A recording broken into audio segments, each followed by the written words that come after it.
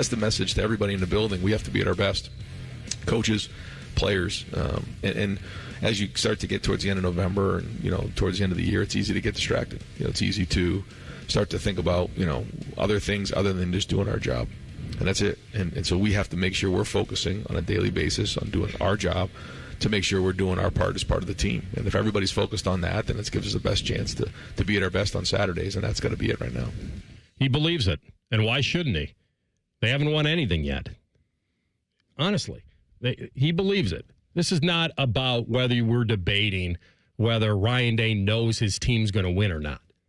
I don't think he even looks at it that way. I don't think he even goes into a game thinking, "Oh, I hope I win." Those guys aren't us.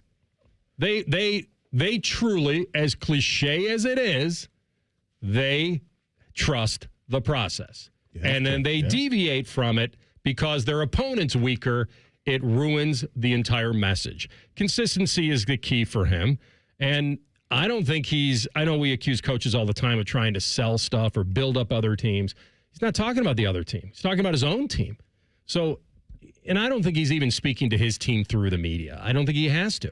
I think he has their ear. I think those guys watched what happened last year and how it got where it got. Now, through great adversity, they were able to achieve. I think there's a conversation that you and I are going to have in the next week or two about where we think this team will be when they face adversity. I don't think you and I can even say they have faced adversity because they've never truly been trailing when it counts. So we don't know. Have they been in some tougher games at times or moments that didn't go their way? Yeah, but there was never – the only game that was ever really in doubt, and I don't even know if you felt this, was the Texas game, and that was a long time ago. And Texas turned out to not to be who we thought they'd be, even though I'm not taking the win away from Ohio State. I think we can all admit that it doesn't feel as monumental as it did in week one, but that's okay. It was a young quarterback that faced adversity, and it's a good win. It's a good win, versus but a it's team that has a ton of talent, but a non-playoff team. True, but still, talent for talent, that's legit for me with what they have and the guys that they're going to have drafted into in game number one of your season with a lot of new faces and a new coordinator. Having to figure that out, that matters to me as something that I think you can go back to. And that wasn't just some team that they were supposed to roll over and they found themselves in a tight game. That was another unit that was pretty stout, and that defense for Texas is still pretty good. And so I think it's fair to question that. I'm not too caught up in that in the moment. It's just one of those things where we'll just have to see how they handle it when they handle it. But this year's team, the sign that they weren't going to let up on the gas or find themselves in some funky spots when they weren't supposed to be was when some of the leaders of this year's squad said, all right, enough with the national championship stuff in the offseason. It was good. We want to take some of this stuff down around the Woody, and we want to have our own identity. When I heard that, I was like, that's a great sign, is that these guys are going to go in every single week and just do what they need to do. And we've seen that. This says that nobody's questioning, obviously, how good they are, but nobody's questioning whether or not they're going to be mentally focused game in and game out. And that's a great sign for a great team. So tomorrow, to me, this is also a little bit of a test on how they can, like he says, stay focused. Winning the game is not truly in question. How they feel and look coming out of it, I think certainly will have some tangible effect on how they feel going into Michigan. Could they play an ugly game and win tomorrow, or could the backups give up a score or two that won't affect anything going into next week? I guess so. I come back to what has made them really strong this year is that they've kind of not gotten ahead of themselves ever. Like, I haven't even heard really a lot of talk about it, have we? No, I don't remember anybody. Compared to last year's team, remember, we had Will Howard on record saying it's natty or bust.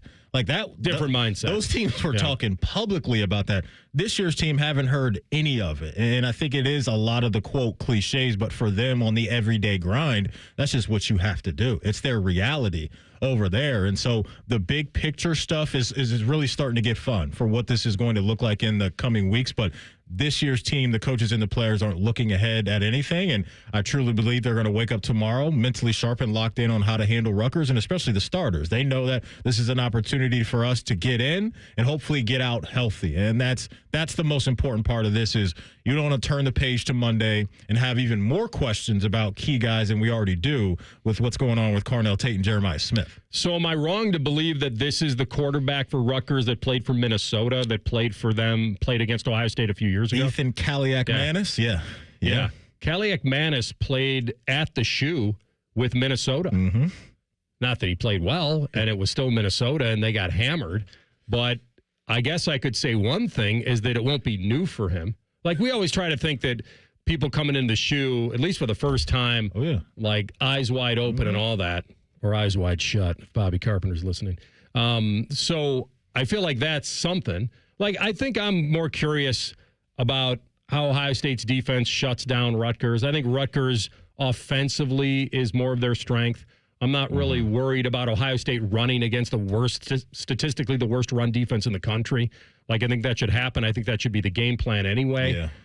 Because I think that it's one of those where, or you could look at it both ways, because if the receivers, if Carnell and Jeremiah are being held out, or it's just the way it is because they feel like, hey, they want to be exactly or as close to 100% as possible going into Michigan, then I do think you want to create some chemistry with those young guys. If somebody re-aggravates something or you need them down the road. I completely agree with you. I think this offers that opportunity against this Rutgers team. But other than that, you are looking to probably handle your business as soon as possible to feel good about packing it in for the fourth quarter. Yeah, you touched on the Julian part of this and the chemistry that he probably needs to build at this point. Obviously not in practice, but in game action is different with the Brandon Innes's of the world and some of these other guys, and Graham and just these wide receivers that haven't had a ton of work because there's just not a lot of work to go around when you have the best wide receiver duo in the country. But for me, it's chemistry and it's also trust for Jeremiah. I'm sorry, for Julian, because he has that clearly with Jeremiah and Carnell, and especially with Carnell with some of the 50-50 balls. And I think when you are a quarterback and you see guys that may look covered, you may not have trust with all your guys that they're going to come down with the ball. He has that with Carnell. And so if this does go in an unfortunate way with these guys maybe missing more time than what's, I guess, expected,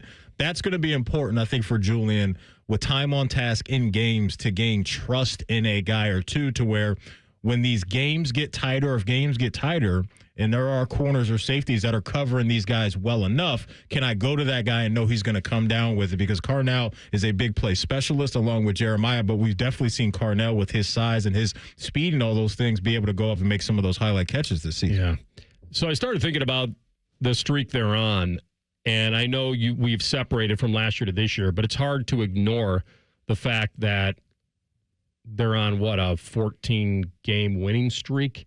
So if they were to win the next two and then the Big Ten title, which, by the way, they don't need to win technically. I mean, we're in a different era now. The only time they need to win is when they hit the playoff. Right.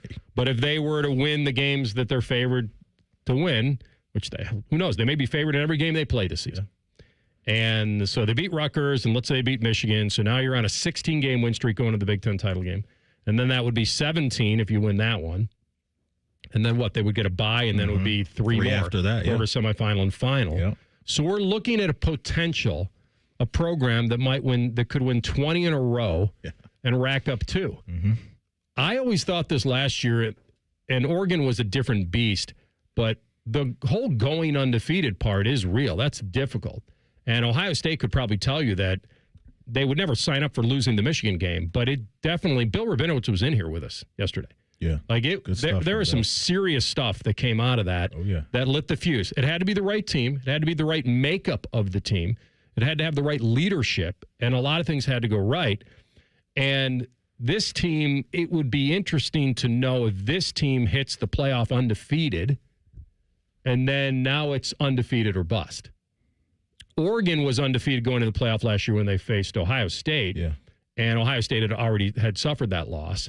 And I think it does give a different slant on what you're trying to protect. Like, if you hit the playoff undefeated, then it's written for you. You either have to run the table or you're out. Yeah. So it'll be interesting to see where they are at that point, because, my goodness, you go back to – so the last game they lost was Michigan, and then They ripped off those 4, and now what they've done this year, and they have not tasted losing for a while. No, not at all. Not at all. Real quick, before we get to our guy Sam Monson, we've been talking all week, and you just touched on how bad the run defense is for Rutgers. They're giving up $196 per game. Their last 3 games, Purdue hit them up for 7.8 a pop, Illinois 5.5, and Maryland 10.5. So when you're going into a game with questions at the wide receiver position, I wouldn't be surprised if this is a heavy day for the running backs and their ability to just eat up a lot of the clock, have the offensive line maybe move them around the way other teams have been able to move them around. And again, hopefully you're just coming out of this thing as healthy as you can, but won't be surprised they are if Bo Jackson and the crew are popping off tomorrow. Well, at 10 yards a pop, you're not really churning clock. Right. Like it's moving the chains. 4 yards a pop, we're good. Fair enough. 10 yards, that's a quick possession. By the way, Ohio State opens their season next year against Ball State, so make it 21. Yes. I'm not going to cement it, but yes, that would be great. All right, we'll come back in 2 minutes. Sam Monson, our guy, Check the Mic podcast. We talk about the big NFL storylines going in. Burrow, where do we stand on it? Is this what they should be doing? We'll talk to him next. Rothman and Ice and the Fan.